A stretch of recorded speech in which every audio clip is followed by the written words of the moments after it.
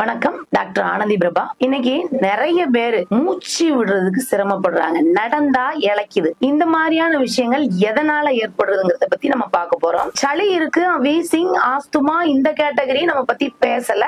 இவங்களுக்கு ஆட்டோமேட்டிக்காவே வீசிங் இருக்கும், இளைப்பு இருக்கும், நடந்தாலே மூச்சு வாங்கும். இன்னொரு கேட்டகரி பத்தி தான் நம்ம பார்க்க போறோம். அவங்களுக்கு சளி இருக்காது, ஆஸ்துமா இருக்காது, ஆனாலும் அவங்களுக்கு மூச்சு வாங்கும். கொஞ்ச நேரம் நடக்க சொல்லுங்க, நடந்த உடனே மூச்சு வாங்கும், நடக்க முடியாது, எனக்கு உட்காரணும் போல இருக்கு அப்படின்னு சொல்லுவாங்க.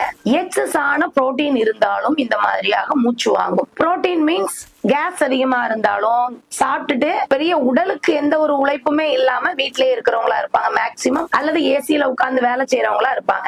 இவங்களுக்கு இதனால தேவையில்லாத ஃபேட், புரோட்டீன் எக்ஸஸ், கேஸ்ன்னு சொல்லிட்டேன். ரெண்டாவது என்ன அப்படின்னா, ரொம்ப ஃபேட் நிறைய இருக்கிறவங்களுக்கு, அவங்களுக்கே தெரியாது, கொலஸ்ட்ரால் நிறைய இருக்கும் போது அவங்களுக்கு இந்த மாதிரியாக மூச்சு வாங்கும். இது வரைக்கும் இந்த மூச்சு வாங்கல் இருக்கிறவங்க இப்ப போய் நீங்க கொலஸ்ட்ரால் செக் பண்ணிருங்க. ஒருவேளை அதுல 90% கொலஸ்ட்ரால் இருக்கிறவங்களுக்கு தான் இந்த மாதிரியாக இருக்கும். இன்னொன்னு, இந்த கொலஸ்ட்ராலும் எக்ஸ்ட்ரா உள்ள கேஸும் என்ன ஆகும், எதனால அவங்களுக்கு வருது அப்படின்னா, அவங்க உடம்புக்கான ஒரு ஒர்க் அவுட்ஸ் அவங்க கொடுக்கல. சாப்பிட்டுட்டு வீட்லயோ அவங்க ஒரு ஏசி ஹால்லயோ அவங்க வேலை பாக்குற மாதிரி இருக்கும்.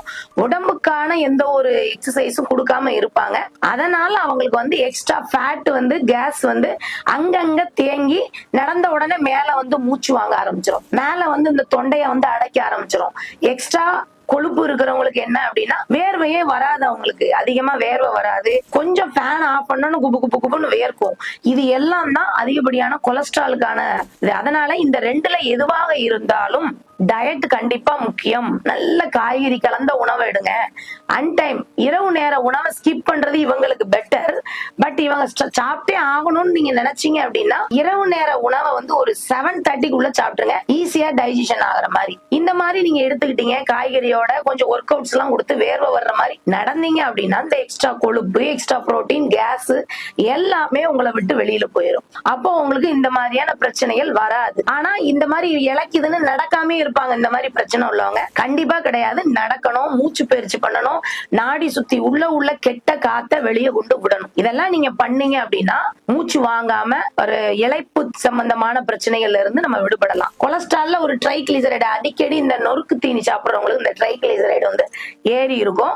இந்த ட்ரைகிளிசரைடு ஜாஸ்தியா இருக்கிறவங்க நொறுக்கு தீனியை கம்பல்சரி கட் பண்ணிட்டு, கண்டிப்பா உடலுக்கான ஒரு எக்ஸசைஸ கொடுத்துட்டு காய்கறிகள் கலந்த உணவை நீங்க எடுத்தீங்கன்னா, இந்த ட்ரைகிளிசரைடும் சலசலன்னு குறைஞ்சி உங்களுக்கு மொத்த கொழுப்புமே நல்லா குறைஞ்சிரும். கெட்ட கொழுப்பு, நல்ல கொழுப்பு ஏற ஆரம்பிச்சிடும்.